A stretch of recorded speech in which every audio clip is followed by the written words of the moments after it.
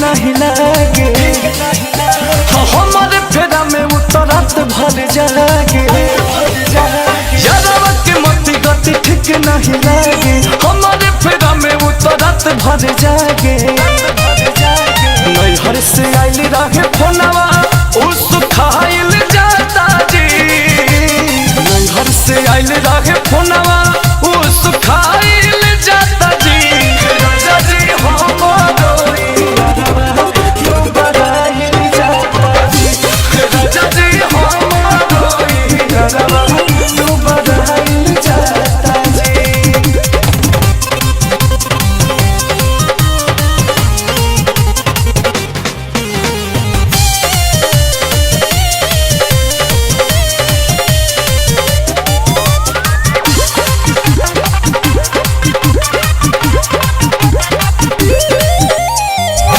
पहिला हो प्यार हम भुलाई कोई से मोह माया वो करा से हटाई कोई से पहिला हो प्यार हम भुलाई कोई से मोह माया वो करा से हटाई कोई से सुना तने का दो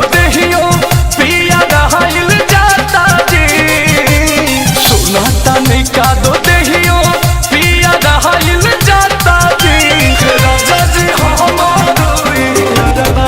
तू बधाई जाता जी राजा जी हमारी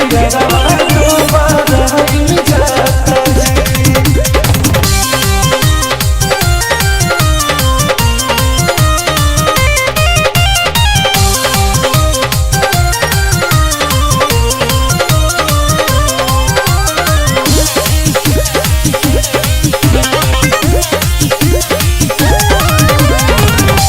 कई दिन से हमारे चलत खात नहीं थे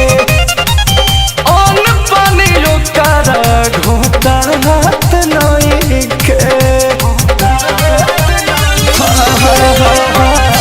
दो ही दिन से हमारे चलते खात नहीं थे अन पानी पगला के घोटात नहीं